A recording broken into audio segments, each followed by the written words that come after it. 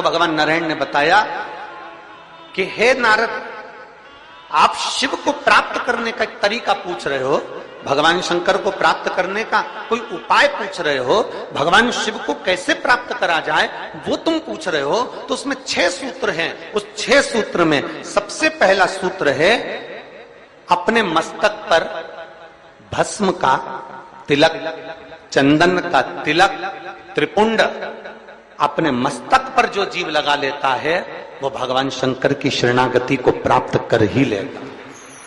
6 सूत्र में से पहला सूत्र है अपने मस्तक पर त्रिपुंड लगा लेना, अपने मस्तक पर त्रिपुंड का भाव प्रकट करना।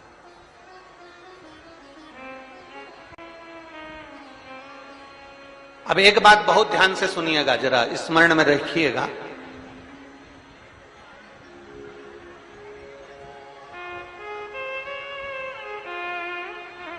कई माताएं कहती हैं कि गुरुदेव, हम अगर चंदन का तिलक लगाकर जाएंगे या हम त्रिपुंड लगाकर जाएंगे तो लोग हंसते हैं।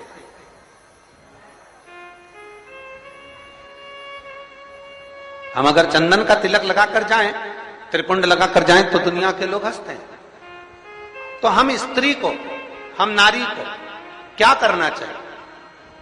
शिव महापुराण की कथा कहती है कि मात्र शिवलिंग का स्पर्श कर कर, मात्र अशोक सुंदरी वाली स्थान का स्पर्श कर कर, मात्र पीठिका का स्पर्श कर कर, मात्र नंदी का स्पर्श कर कर, मात्र शंकर भगवान के दरवाजे की चौखट का स्पर्श कर कर भी नारी 3 उंगली अपने मस्तक पर लगा लेती है तो वो त्रिपुंड का ही भाव प्रकट कर देती है। मात्र उतना भी कर लिया तो शिव।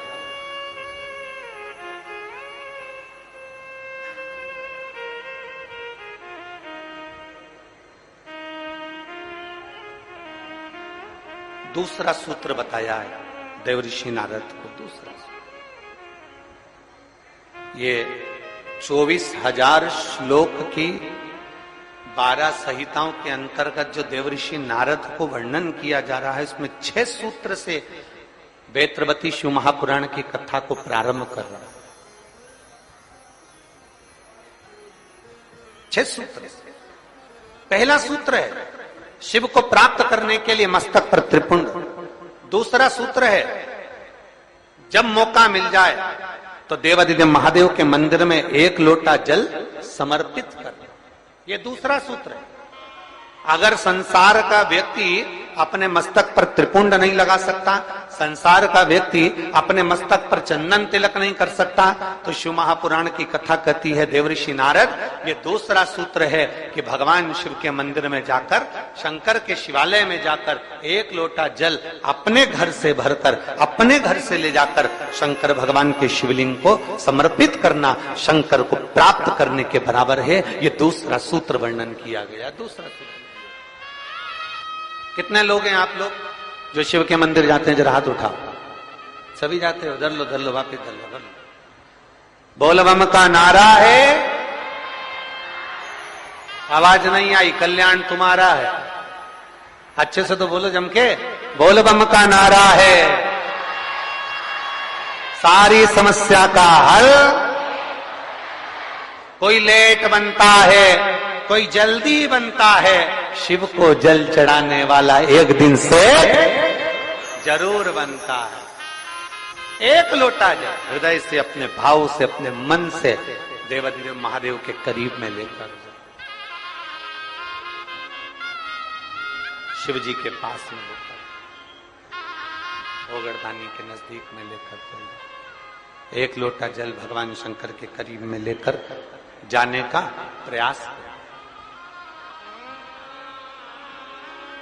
मंदिर का पानी लेते हो कि घर से लेकर जाते हो? अरे जम के तो बोलो जरा।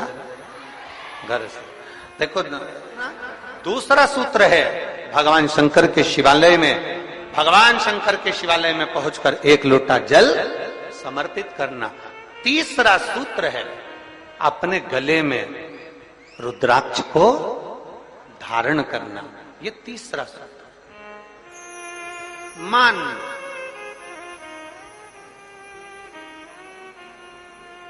मस्तक पे से तिलक मिट गया। मान मृत्यु का समय, प्राण छूटने का समय आया, घबराहट हुई तो सिर पे पसीना आया तो कोई रुमाल लाया और उसने मस्तक पे से त्रिपुंड को पोंछ दिया, तिलक को पोंछ दिया। मान लो तिलक पुछ गया, ज्यादा स्वास्थ्य खराब था तो आप शंकर के मंदिर में पहुंचकर एक लोटा जल भी नहीं समर्पित कर पाए। मान लो आप शिव के मंदिर नहीं पहुंचे, जल आपने समर्पित नहीं किया। मान लो आप शंकर पर चढ़ा हुआ जल भी नहीं पी पाए। शिव महापुराण की कथा कहती है, भगवान शंकर का संवाद कहता है, त्रिपुंड नहीं है, एक लोटा जल समर्पित नहीं कर पाए, शंकर की चौखट तक नहीं पहुंच पाए, तो शिव महापुराण की कथा कहती है, एक कार्य कर लो, अपने गले में एक रुद्राक्ष या तुलसी की माला, इन दोनों को धारण कर लो। क्यों? क्योंकि सिर का तिलक मिट जाएगा।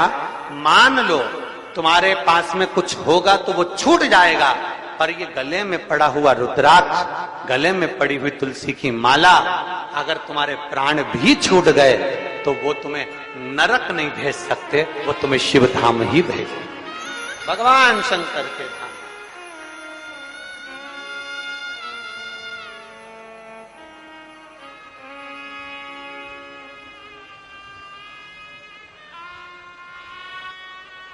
और बहुत बहुत सुंदर भाव कहा है, ध्यान देना।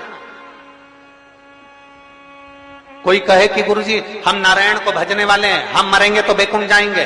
कोई कहे हम राम को भजने वाले हैं, हम मरेंगे तो बैकुंठ जाएंगे। कोई कहे हम कृष्ण को मानने वाले हैं, हम मरेंगे तो बैकुंठ जाएंगे। कोई कहे हम दत्त को मानने वाले हैं, हम मरेंगे तो हम बैकुंठ जाएंगे।